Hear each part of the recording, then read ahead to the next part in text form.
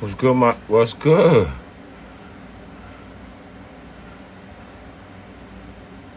Manny, what's good, Manny? Trying to get you right now, P-Nick. Here we go. There we go.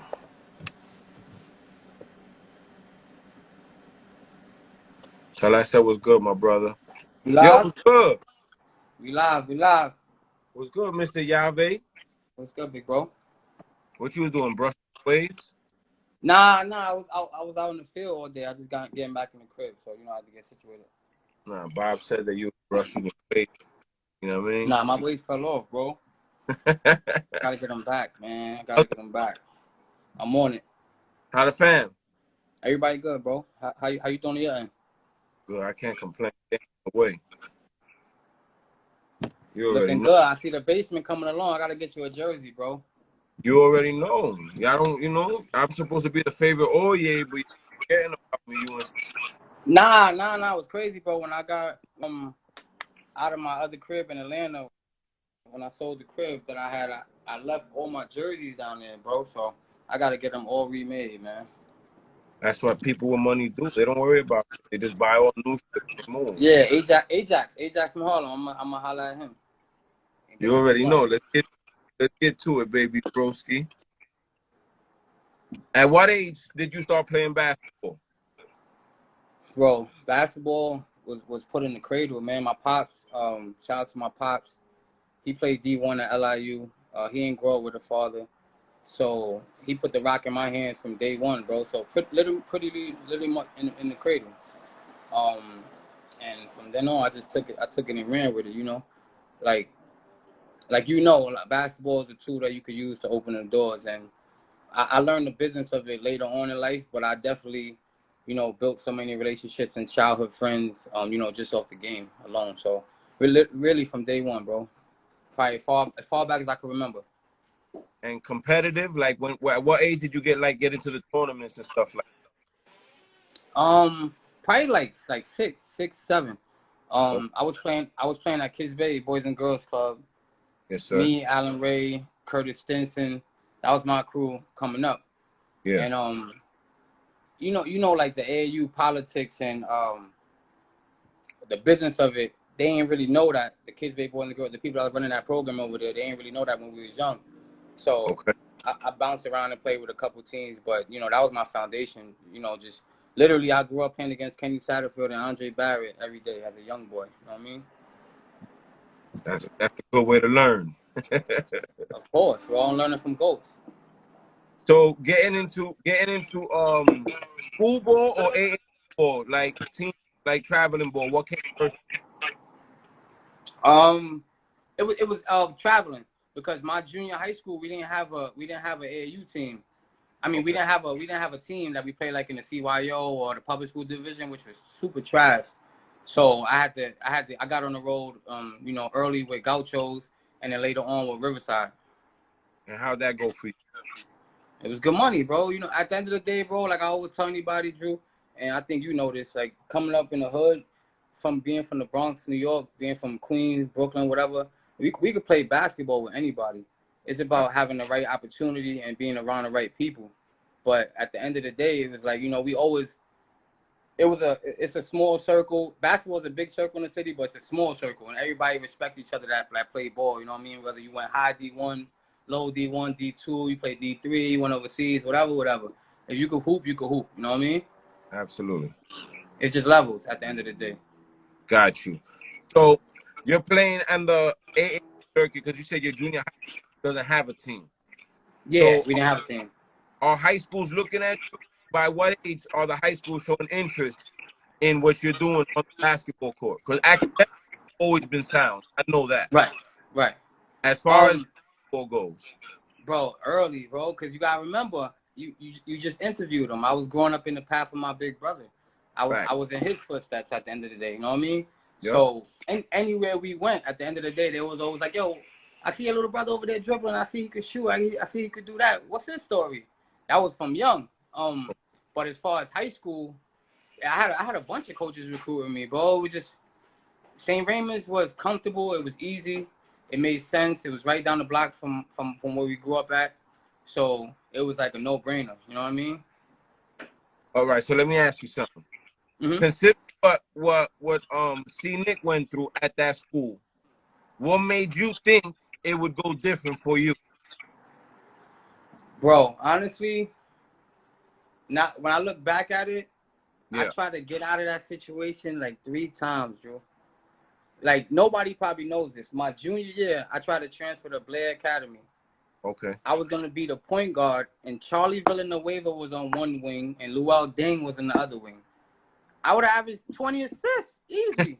I would have went high. I had to do nothing at the end of the day. Yeah. The head of the school said it was no more scholarships at that point. The coach wanted me to go, but he was just too through with the coach for whatever they was going through at that point. Couldn't go. So my junior year, I had to roll into St. Ray's. Then my senior year, literally a week before school, I was supposed to go to Long Island Lutheran. And it's crazy because we ended up playing them in the state championships my junior year. But I was supposed to transfer to Long Island Lutheran, and the guy that I was going to live with, he reneged on me like 2 days before school, bro. Got you. Well, you getting too far ahead. Hold up. We got to take this step. But yeah, all right. So freshman year, I wasn't even thinking on that type of time, bro. I was going to St. Raymond's, it's right down the block. We all play ball. We feel like we all good. I'm not even thinking that far. You know what I mean? Got you. Do you play freshman ball, JV, varsity right away? I played freshman my first year, junior varsity my second year. Then I played varsity junior and senior year. How'd you do your freshman year? We did good. I don't really remember, how the record was, but it was a lot of talent. Like Bobby on the call. That's my brother. I met Bob. It's crazy. I hated Bob when I first met him, bro, just off basketball time. Like, it's crazy. Like, when you sit back and think as a grown man, like, you reflect, and you like, yo, you really, like, I got so many, like, relationships that could have been better, but it was bad because of basketball. Yeah. But Bob ended up being, that's my brother to this day. But, yeah, Bobby and them at Ohio, they had a crew. And then Jay Wingate and them at Rice had a crew. So, I forget how we did, but, we was competitive at the end of the day, but we didn't win a championship or nothing like that. How'd you play? I played good. I started. Played good, bro. And then coming out of your freshman year, playing high school at that level, are you still playing AAU at this point? Yeah. So I was playing with the church at that time. So I remember on my Riverside team, it was me and Kiki in the backcourt, and then Bobby and Jay Wingate and them was playing. They was like 1 year older than me. So I started school early. So I was like 1 year and a half younger than them. So I was playing on the younger team, and we was killing, bro. We killed in Colorado. We killed everywhere we went. I got mad chips. My trophy room is good money. You know what I mean? Like, I got trophies for days, bro. Bob said, you had a great freshman year. Yeah, it was a good year, bro. But, like, like, if you don't win the chip, it's like, it don't even matter, bro. Like, we ain't into more victories. Like, I played good, but we ain't win the chip, so it's like. Got you. So coming into your sophomore year, what are your expectations as a ball player? Are you varsity, or do you feel that JV is the way you gotta go? Well, I knew I wasn't gonna play varsity. Just a lot of the things that my brother had to deal with, kind of trickled down to me. Just keeping it 100. And then two, they was loaded. At the end of the day, St. Raymond's was coming off a championship. So I knew I wasn't gonna play a lot rather. So I played JV, and we did good. But they just had won a city championship. So it's like, how can you argue with that at the end of the day? Okay, so you took your JV. How'd you do JV? We killed. I killed. I know we didn't win the championship, but I killed. Started every game, average whatever, like whatever. Like, I did my thing. And to what point did you continue in the AAU circuit? I kept playing with the church. But then kind of around that time, St. Raymond started formulating the New York Ravens. Okay. So we kind of had to fall in line with that. There was a lot of other stuff going on with that. You know what I mean? So we had to play with them if we wanted to play. Period. That's your sophomore going into your junior year? Yeah. Okay. So now when you come back for your junior year, that's straight varsity. Yeah. And what was that experience like for you? Because I know by this point you're waiting for that shot. Right. Yeah, nah, it was amazing, bro. Assist when it was real. You're right. Right. Yeah, So, we was. I think preseason we was ranked number 4 in the country. Okay.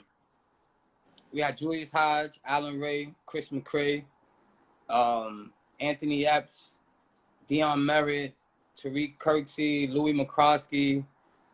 We had a crew. We had a crew. So we was loaded. And I had some good games. I had some so-so games, and then I had some games where I didn't even get an opportunity to really showcase what I could do. So it was an up and down. It was an up and down year. But we won a state and city championship. So it's like at the end of the day, you know, I mean, I've never been selfish. So as long as we won, that's all that mattered to me, for real, for real. That was your junior year?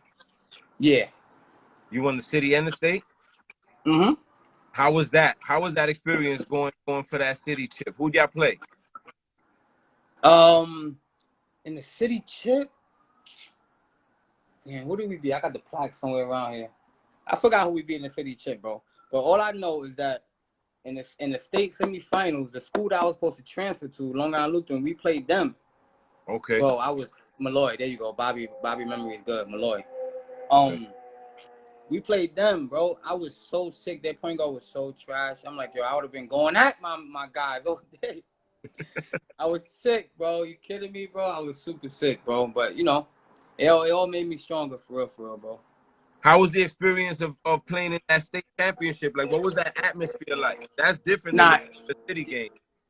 Bro, I ain't gonna lie. Glen Falls is like, it's a decent arena. It kind of remind me of Bobby and them joint at Stony Brook. Like it's a legit size arena. You get that feel. But being on the road, with St. Ray's, and we played in stadiums that had like 10, 15,000. Like we played in the Missouri shootout. We played in the primetime shootout against DeJuan Wagner and them. That was like 20,000 people there. So we was already used to playing in front of big crowds. So it was like, it was another game, but it was still obviously that ring was on the line. So, you know, it was a different type of hunger for sure. And how did it feel to capture both? Y'all the Kings of New York. Nah, it was good money, bro. It was definitely good money for sure. It's like, you know, at the end of the day, bro, it was so competitive growing up. Like, I hate when, you know, the older guys, they kind of shit on the younger generation and say, yo, it's not like it was in my day, yada yada. So I'm not gonna get to that part. But for us, that was like the league growing up, bro. Like it was really high. It was high competitive basketball. Like every team had people that could have won D1 and flourish if the system was set up for them. Yeah. So being able to compete at that level, it was amazing, bro. At the end of the day, like you said, we was the kings of the city. We was on top at that point.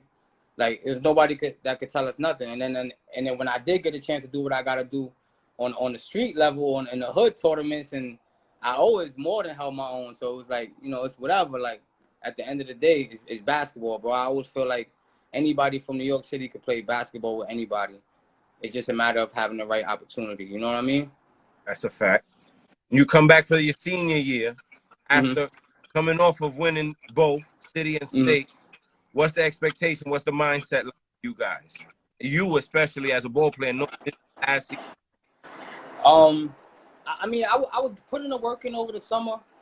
I was doing what I had to do, but like I told you, I was trying to find an exit plan, bro. So I had been reaching out to different schools. I had other schools, like, you know, and I talked to Mo Hicks a lot. Like Mo Hicks picked me up as like a mentee, even though I didn't even go to St. Raymond's. And he's like, yo, if you're gonna be the player who you're supposed to be, you're a Division I point guard. You're a true point guard. You can play basketball with anybody, but I don't think you're gonna do it there. Okay. And then when I remember the first week of school, the coach at the time pulled me in the office and he's like, I hear you trying to transfer. I hear you was trying to go to Long Island Lutheran, this school, that school. And I was like, yeah, you know what I mean? I don't. So from then on, it just wasn't what it should have been. You know what I mean? For a 17-year-old kid who loved the game, like we were like, you know, Bob will tell you, Shigari's on the live. Like we really lived and died basketball, bro. Thanks. But I was doing a lot of other things too growing up. Like I was ranked nationally in ping pong. Like I was on a swim team. I was playing I was doing all type of other sports too. I was a chess master at the time, so I would be I'd have to be honest and say that, you know, I didn't put all of the work in necessarily to take it to the next level all the way at that point like I should have. But I was definitely putting in work, and I could play basketball with anybody. You know what I mean? Got you. So the senior year doesn't go well for you after the coach finds out you want. Yeah, it was downhill from there, bro. As So, far as I can remember, it was downhill from there. so what are your thoughts as far as coming to the end of your senior year? What are you thinking about at this point for your next step? I just want the hoop, bro. You know when you that age, you're not really into what you love. You don't really got a passion for business. Yeah. These folks, you never played me in ping pong. Cut it out. I'll kill you to this day. I'm reading the comments, bro. But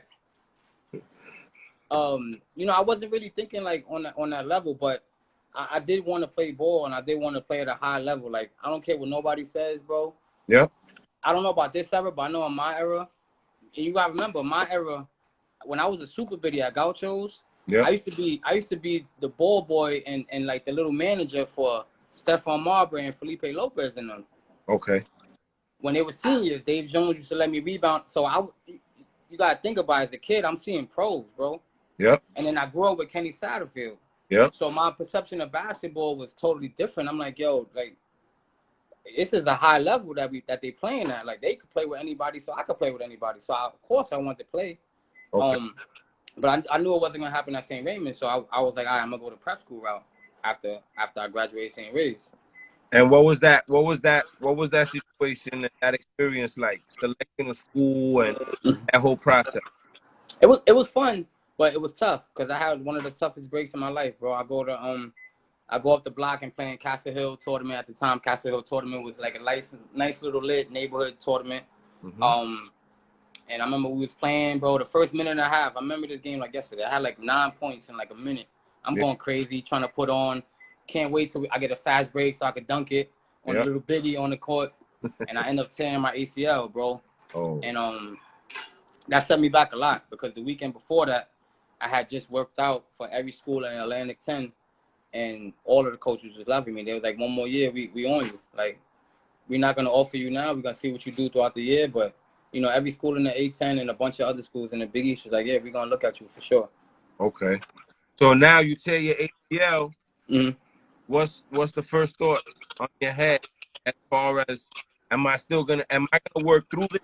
Am I just gonna fall back, go the academic route, and see where that takes me? Or you still want to get just play ball? Nah, I gotta hoop, bro. I gotta figure it out. But first I gotta get some money. So I started working. I started managing a youth program in Harlem. I took a year off from school. And this is at the time when Bobby was a freshman at Stony Brook. Okay. And then, you know, all my guys, they were freshmen at their school, so I would always talk to them, always still be super close to the game, but I couldn't do nothing. I had to rehab. Yeah. And you know, for a 17-year-old kid, at the end of the day, it was tough. But I was hungry. I was going OD with the rehab. Like, I made sure I came back right. I came back super right. So how long did you get back in basketball?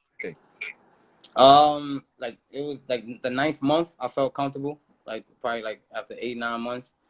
Cause you know, I was even though I'm always been short, I was super athletic, bro, when I was jumping out the gym when I was younger. So I felt like I could do all of that, but it was like the 6th, 7th month, it was like playing defense 94 feet, how I do. Yeah. It was still a little like, So it took a while to get that confidence back, you know what I mean? Absolutely. But I had the best surgery. I got surgery from the Knicks doctor. The surgery was like $18,000 at the time. He paid it out of pocket. So I had all of the resources to be successful. But, you know, still in all, in 2000, ACL tear wasn't like it is now. It's like, oh, whatever, you'll be all right in a couple months. It was serious, you know what I mean? Yep, absolutely. A lot of people thought, yo, he's never going to play ball again. He's done. That's how it was back then when you take, You know what I mean?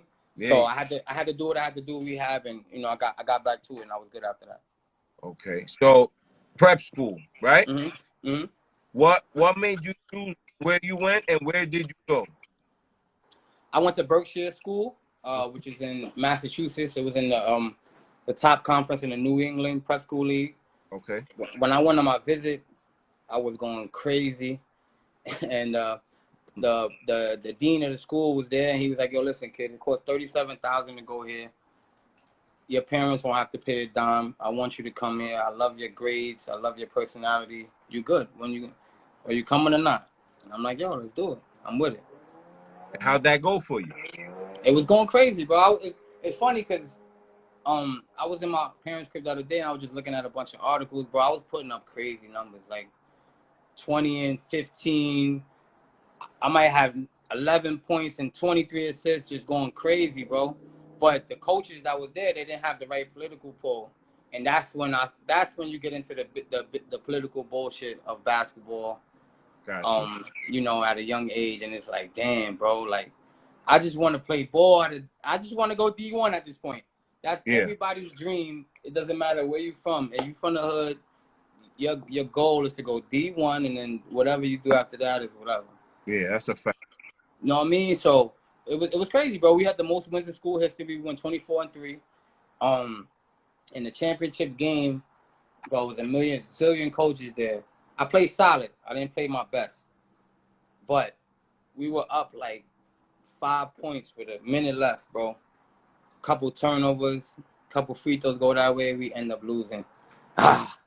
Another hurdle. So it's like, bro, every chance in my career when I feel like I'm getting to that point, another hurdle. It's like, damn, what do I do now? And that's my next question. What's your thought? What's what you thinking about now? You done your prep. What are the options that you have on the table for your next step? Well, when I was in Berkshire, the one is crazy, bro. I think about it to this day, but I love how my life turned out, so I'm good. But my coach at the time was like, "Paulie, the Harvard coach loves you. It's Division I. You got the grades. All you got to do is get a 1,200 on the SAT, and they'll take you, no questions asked." But at that time, I'm getting recruited by Providence, UTEP, whatever, a bunch of schools. So I'm still in that stupid basketball mindset that I tell kids all the time, you got to get out of that. You know what I mean? Yeah. I'm in a stupid basketball mindset. So I'm like, coach, whatever. Like, cool, thanks. Like, that's good to know. I take the SAT. First time, I got 1180. I ain't even try. All I need to do is 1,200, though. Like, it don't matter who you are. You got to get a 1,200 to get into Harvard. Okay. I didn't get a 1,200. I didn't go to Harvard. Gotcha. So that was that. But when I look back in hindsight, I'm like, yo, imagine my network and my worth now if I went to Harvard. But, you know, that's neither here nor there. It was just about, I wanted the opportunity to play Division I, so then the saga continues. I remember I was young. I graduated when I was barely 16, 17. Yep. So I went to prep school for another year. Okay. So I went to Milford Academy. All right. At Milford, I was going blood, bro. This right at this time. Yeah. Remember, all my peers is in college, so when they come home, I'm going to the gym. Me, Bobby, Kenny Sack, we're going to work out. Kimber Walker and them. Those are our little bros. Yep. That's my little brother. Yeah. We going to the gym. Just they was in junior high school, barely high school at the time. We going to thrash them, go work them out, go hard. I'm feeling good. I'm in the prime shape of my life. My knee is finally feeling good, bro. I'm going crazy in Milford. Okay. Everybody we played killed. 12, 13 games into the season, the coach gets fired for one of the craziest reasons ever. Talk about it. Yeah, it's crazy. I can't even talk about that. Okay.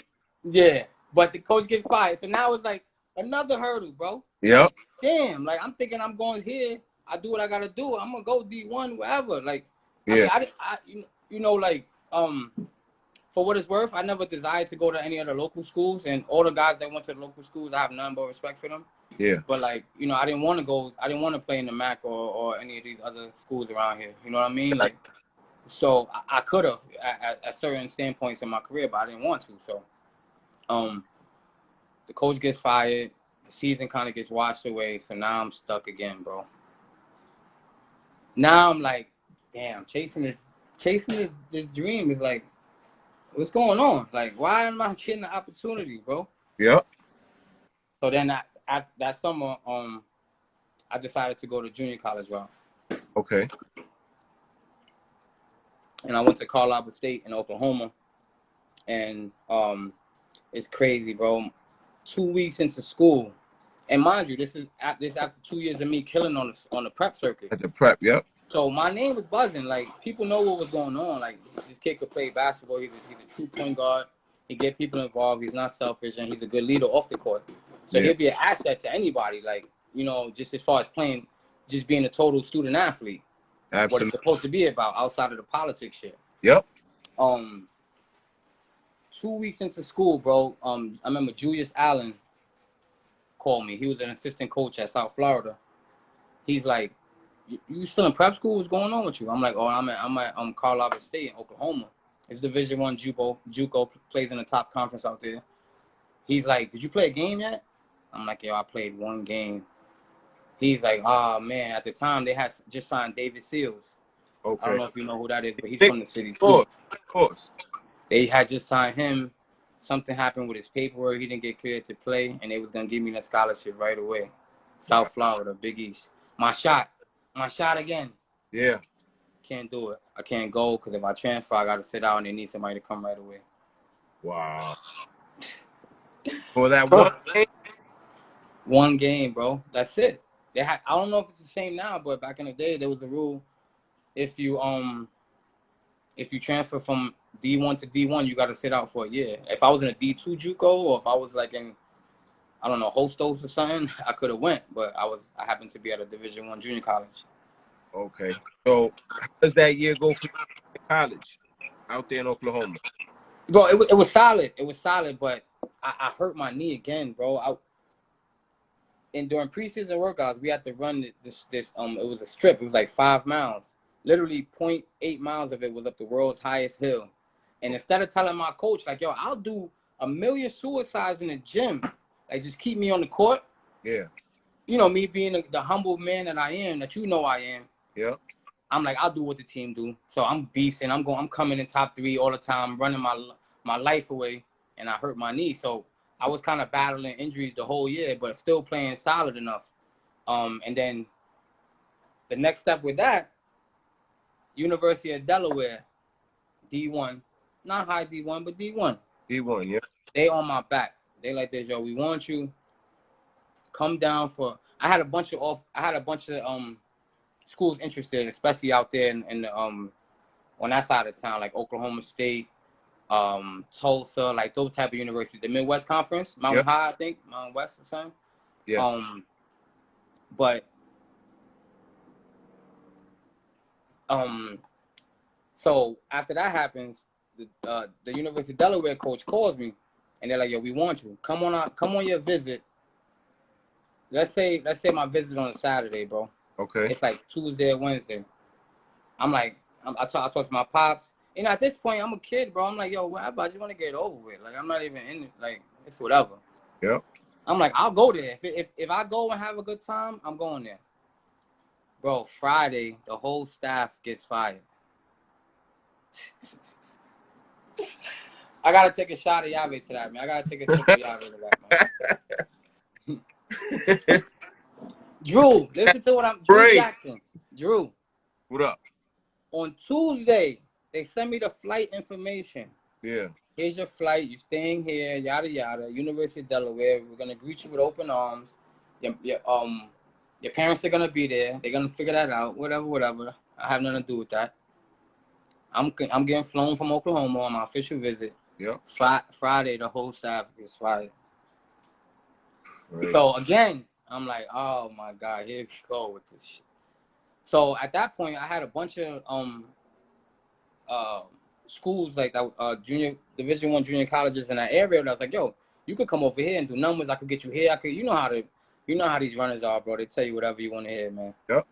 So I'm like, "Yo, do I want to go to a junior college again, or do I want to just go to a 4-year school, right?" Yes, sir. So one of the coaches from Delaware at the time was like, "Yo," he called me. He's like, "Yo, Paulie, man, I couldn't imagine, man. I've been watching your journey since damn near St. Raymond's. I know how you feel. I might have an opportunity with you. I just got the head coach at Clark Atlanta University. Da da da da." I'm like, "Clark Atlanta? What?" like, bro, it's D2 1, and it's an HBCU. I see now all the players that's ranked talking about they might go to HBCU. God bless, I love it. Yeah. But and when I was growing up, bro, nobody that's a good basketball player is going there. Got you. So I'm like, nah, whatever. But he said, yo, just come down, you're gonna like it. Yeah. I see CAU men's hoops laughing. That's funny. When I went on my visit, bro, when we went to the gym, I was going crazy. We had a workout with a bunch of people there, a bunch of people that played at G-Tech, Jared Jack and them, Georgia State. It was open runs in the summer. Okay. I was going crazy. That part was like, whatever. That's the basketball part. That always never been a problem for me if I had the opportunity. Then they took me out. I ain't gonna lie, I felt like Jesus and he got game, bro. They set me out. I had a great night. I got a chance to experience the Atlanta nightlife. And I'm like, I called the coach the next morning, bro. I never forget. I called my pops. I'm like, yo, I want to come in. He's like, you sure? Like, yo, we could. Don't worry, you got this coach, that coach. Yo, Dad, we'll be all right. We moving to Atlanta, baby. Let's get it. Yeah. Then from then on, bro, that's where my real life started. Okay, so let me ask you something. Going to that school, knowing how you are, not basketball. Right. Apart from basketball, what are your expectations that you expect to get out of that school? I just want, yo, honestly, bro, I learned from a lot of my brother's mistakes, and I always salute him and respect him because he allowed me to learn from them.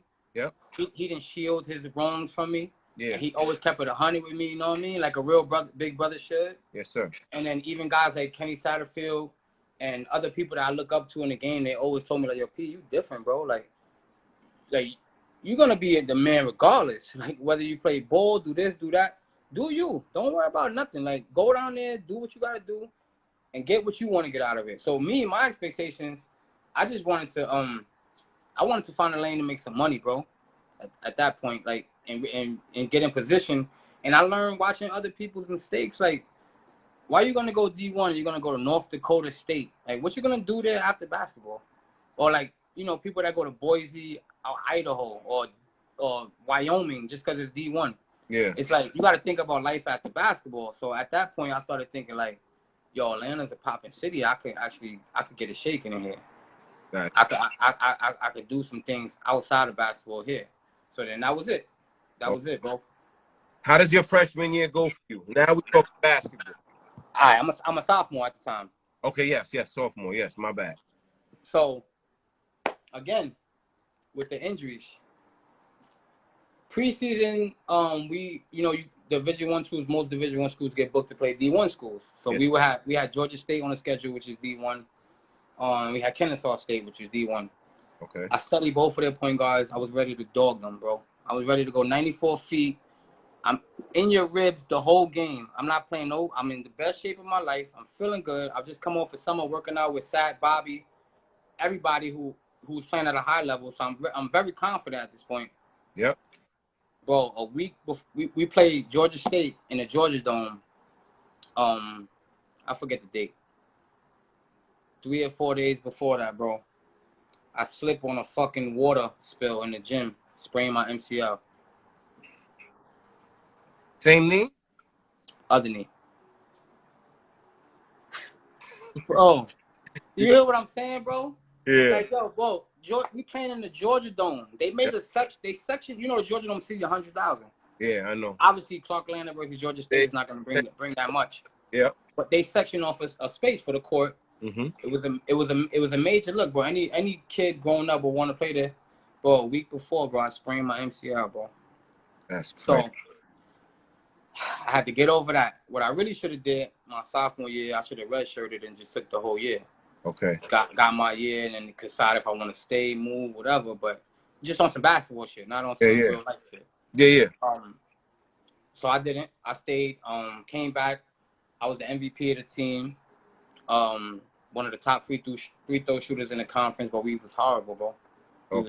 We was suck, bro. I think we went 4-26.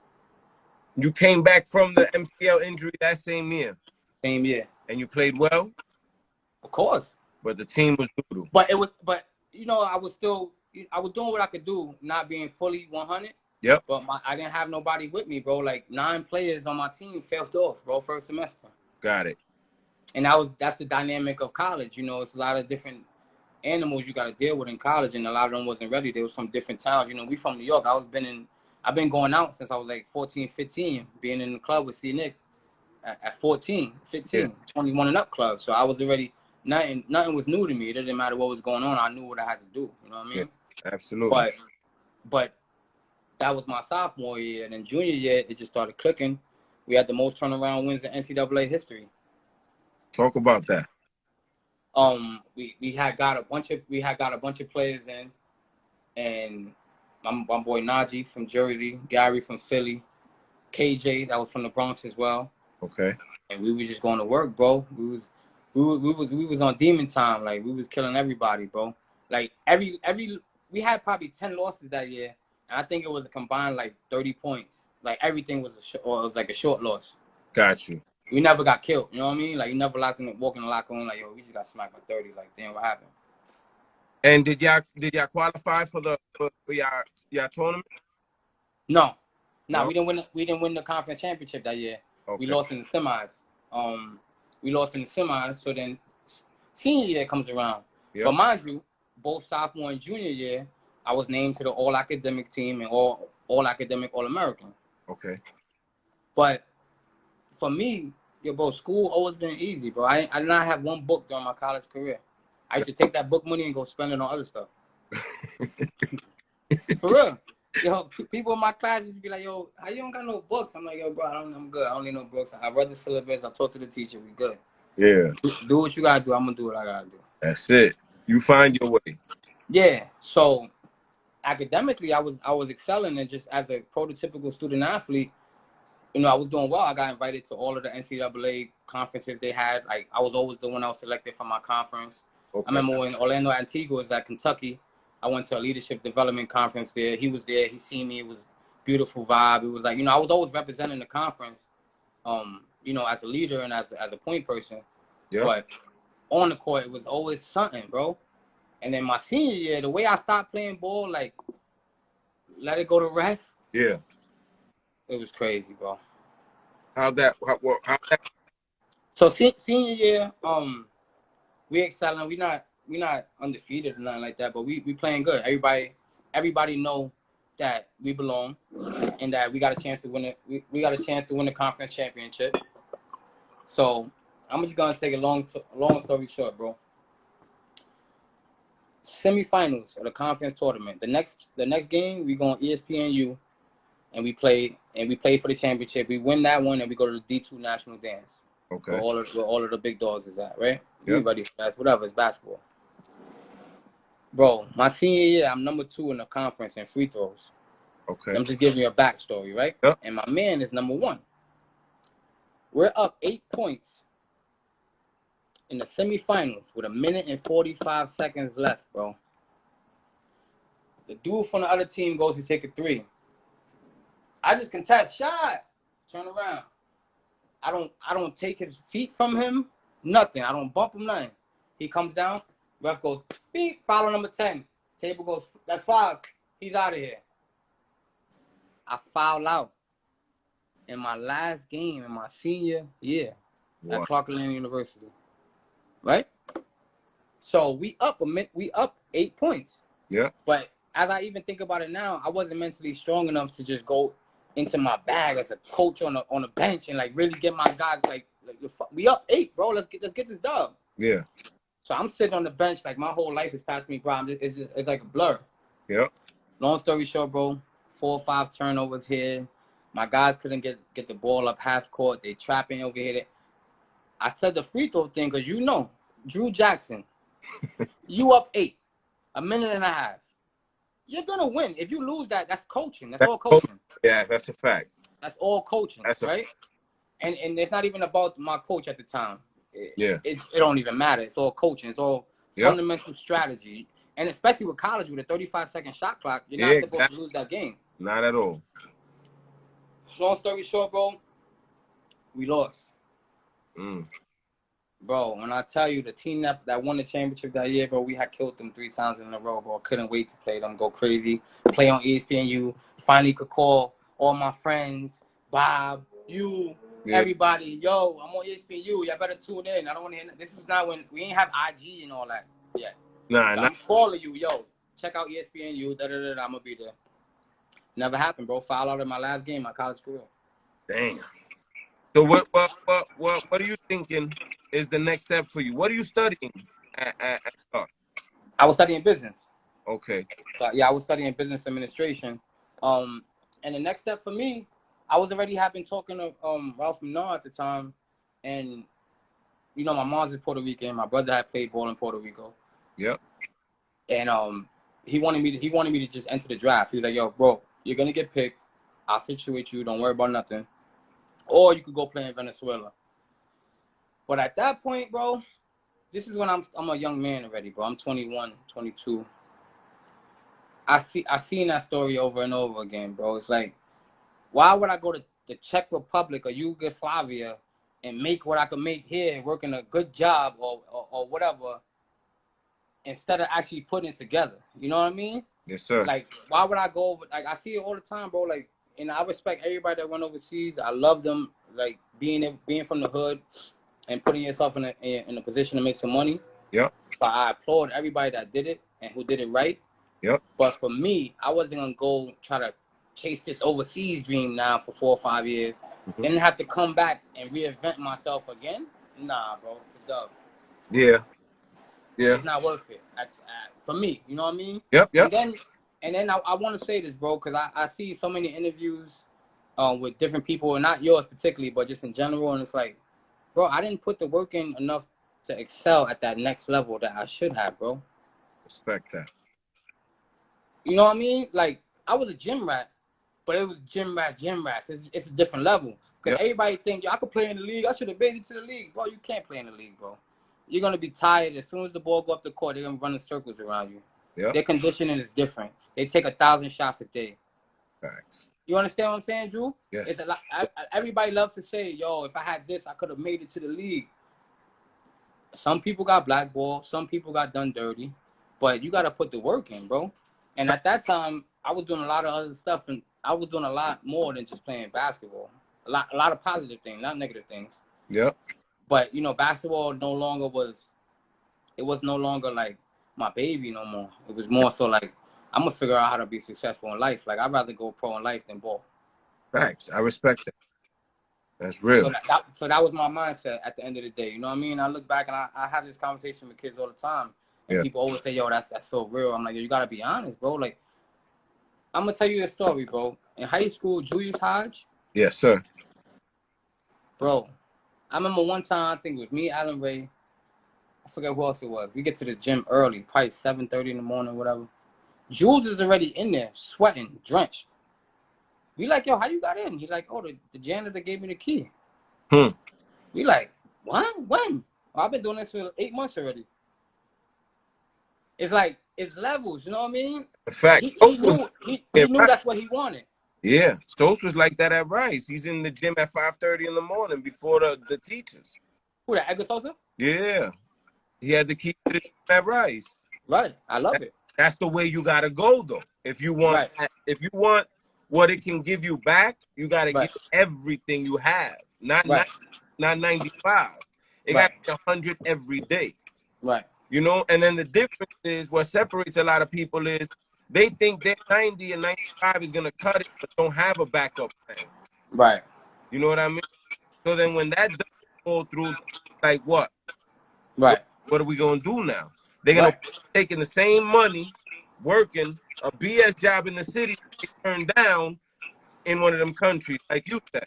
Right. But they got to take it 4 years later, where it don't make the same sense. You know what I mean? Absolutely. Bring you up here because I know that you're always thinking one step ahead. And when you were still playing basketball in Atlanta, and I used to speak to you, and having fun. Right. You always had a plan for what you was going to do after that. Right. And that's where I want to get. For sure, bro. That's what separates a person like you from the basketball player that it's like this is what it is. Right. It's either this or nothing at all. Right. But, bro, honestly, I think a lot of that stems from me being a point guard, though. Like, I live my life as a point guard, bro, like a true point guard. I'm not the type of point guard that I want to get 50, and if I'm scoring a lot, I want to keep scoring. No, I want my shooters to be involved. I want Bobby to go over there and spot up because I'm gonna dime you. Yeah. I want Sack over there feeling good. Yeah. I want C Nick running the floor feeling good. I want Shagari rebounding, knowing that if he gives it to me, when he run the floor, I'm gonna give it back to him and he's gonna score. Absolutely. And then off the court, when everybody going left, I'm always was going right. I graduated cum laude, bro, from Clark Atlanta. Talk about that. Talk about what that's basically a 3.25 or over, and that's very hard to sustain over the course of a couple year period. Absolutely. So I remember when we were doing our crowning ceremony, everyone was like, "Yo, Paulie, I didn't know you had honors." I'm like, "Yo, bro, I'm more lit than all of y'all." But at the end of the day, when it was time to go left, and y'all was going there, I was going right, bro. Yep. A lot of times they'd be going to the club, to the party. I'm like, "This, nah, I'm gonna go to the library tonight." They like, "Yo, Peanut, come on, we need you. You are plugged to get in. You up? Yo, all the shorties message you." I'm like, "Yo, bro, I'll see y'all later, bro." Facts.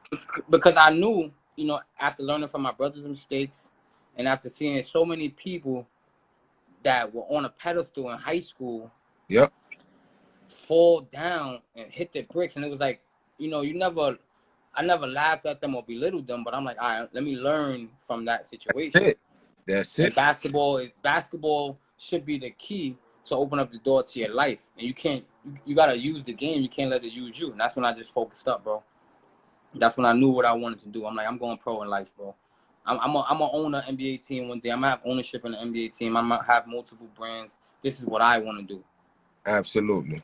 But just by being a point guard, bro, just always thinking as a leader. It's always funny, like, people look at me and they be like, "Yo, I literally been half a C-Nick's size my whole life."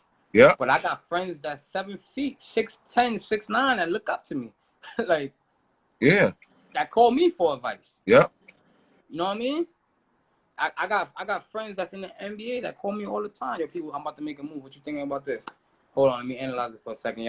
So I started seeing, like, all right, my mind is gonna get me those M's and those B's and where I need to be. So what's the focus? What's the plan coming out of like from where you're at?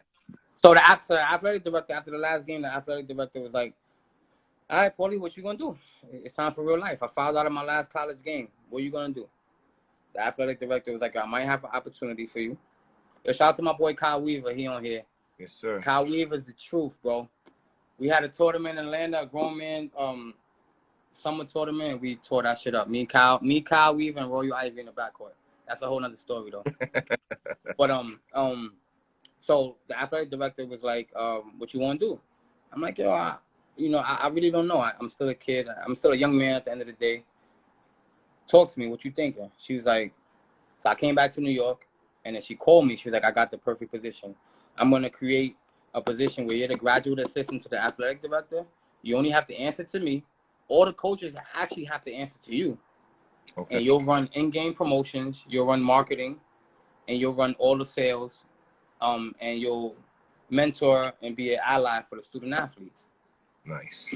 And I'm going to pay for your MBA at the same time. So I'm like, this, all right, let's do it. Let's do it. And what was that experience like for you? Nah, it was beautiful, bro. It was amazing, bro. That's what made me a man, bro. I was a man. Like you got to think about it. I remember I'm in Atlanta. So Clark Atlanta University, right? Yep. It's at the epicenter of Atlanta. Okay. All of the homecoming concerts, all of the parties, every single artist you could think of, I'm not even going to go into names, right? Yep. They all wanted a piece of Clark Atlanta. The stadium, who got the keys? Me. The gym, who got the keys to the gym? Me. So I started thinking, like, yo, I could merge business and sports on some other shit. And I could make a couple dollars on the side. I could get the school where it needs to be. And then I could make it make sense on paper for my master's degree, which I'm obtaining at the point. Got you. Yo, shout out to my boy Kami Nahar too. He just said he's sending this live to a bunch of people. I just see wild people coming in here. Yeah, that shit just jumped crazy. But that's the love I get, bro. That's the love I get because I've been giving this love out for years, Drew. Like Kwame Naha, my brother, he up and coming comedian. I'm checking him out on IG. Okay. I always been a selfless person, bro. Yeah. So that's the most important thing that got me to be able to excel in life. I'm not selfish, bro. I like to put people in a position to score. So my first year of my MBA, I was doing my thing. Then the second year summer, people in my class come up to me. They're like, yo, we got good and bad news for you. The good news is we got the votes already, but the bad news is you got to be the president. Now they know I'm not in that political time, bro. You know that too. Yep. Like people ask me all the time, like, when you gonna run for mayor? Like, when you gonna run for assemblyman? Politics is a whole different story, but we don't got enough time on live for that. Got you. Yeah, absolutely. But I'm like, all right, let's do it. So then my second year, when I was getting an MBA, it's a 2-year program. I was the president of the business school. Okay. Every single business entity that came through Clark Atlanta had to go through me. I'm sitting at the desk with the chief marketing officer from Chick-fil-A, the chief human resource officer for Walmart. When Converse did their Band of Ballers in Atlanta, yep. When Jim Jones and Cam first reunited, mm-hmm. who's the administrator on site at the gym? Me. Gotcha. When DTP is playing against G Unit, 2 Chainz and Luda and all of them, who's giving out the basketballs and giving them the instructions for the thing? Me.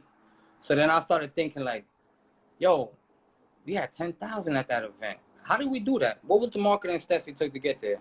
How much tickets did we sell? How much did we profit? Then I started saying, whoa, all right, nah, it's a lot of money in sports, bro. Yeah. Like, I'm good. I don't even want to play ball anymore. God bless, bro. Like, I'm going to come back and play with Team Dynasty in the summer. And other than that, I'm good. You feel me, Drew? Good. Absolutely. So I started learning the politics in the game. And I'm like, yo, this shit is meant for us to be, bro. Like, anybody that played at a high level where we from in basketball, you could be successful in life, bro. You just gotta go hard, and you can't listen to the whispers, bro. Absolutely. You know what I'm saying? Yeah. So while I was a graduate assistant to the athletic director, I increased game day attendance 300%. I had Future's first performance in the AUC. I remember my man called me. He was like, yo, you the first dude I seen from the hood on the suit in World Star. Like, that shit went viral. That went viral at the time. We didn't even have all of this stuff we got. It was like MySpace days. You know what I mean? I did so much, bro. So much for that school. Set so many records. Increased the bottom line so much. And I was like, all right, now I know exactly what I want to do. But then another hurdle comes. Talk about it. So, mind you, I'm the point person for all of the corporate companies that come to the school. Yes, sir. So I had over 10 offers for $100,000 each. You're talking about Walmart. Domino's flew me out to Michigan. Texas Instruments flew me to Texas. Bank of America flew me to Charlotte. It goes on and on, bro. They flying me out, like, you know what I mean? Like, they're recruiting me for my mind type shit. Yes, sir. Not like basketball. But I didn't want that. I wanted to be the assistant athletic director at Clark Atlanta University.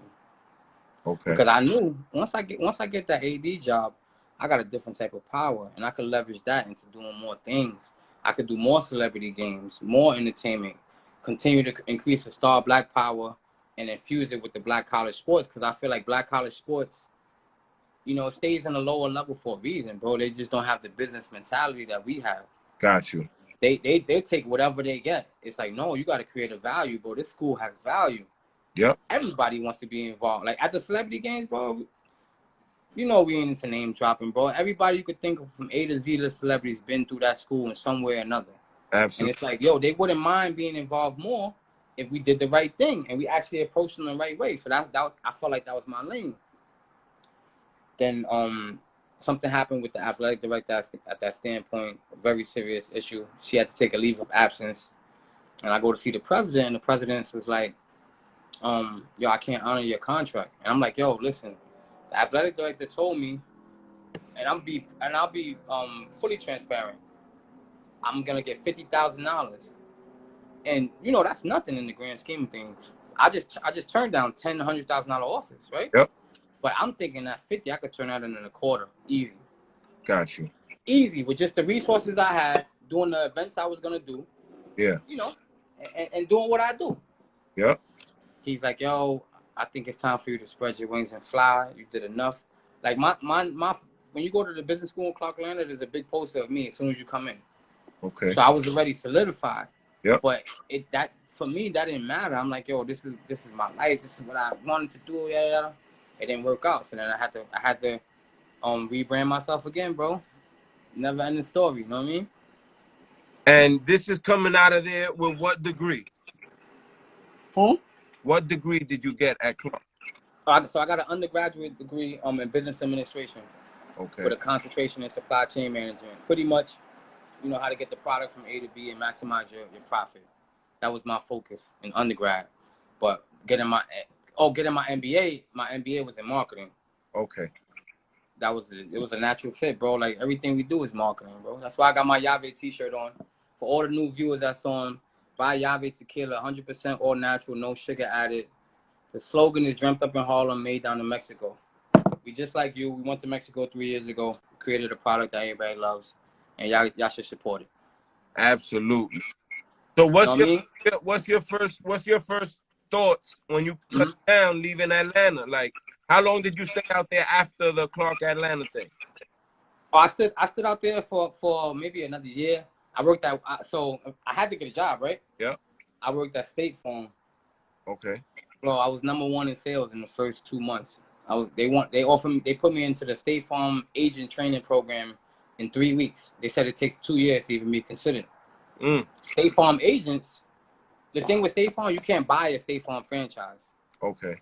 You have to go through the ranks. So like King James can't go and say, I want to get 10 State Farms and they give it to him. It's not happening. You got to go through the ranks. You got to start from scratch, right? So they put me in a program. The minimum that a State Farm agent makes in a year is $400,000 up to 10, 20 million, depending on how you book your business. Okay. But I'm sitting in that office, Drew.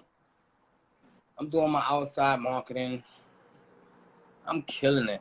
But I'm like, I don't love this, bro. Okay. This is exactly why I turned down the 10 corporate offers that I had from the jump. Yes, sir. You understand? So I'm like, nah, this ain't me. So I left there. I came back to New York, and then I'm like, all right, now I gotta do what I really want to do. I started working at a nonprofit that I have been working for years, running youth programs. And then while being there, one day it just clicked. It was like, yo, all of these corporate brands, they want to give back to the community, but they don't know how. Yeah.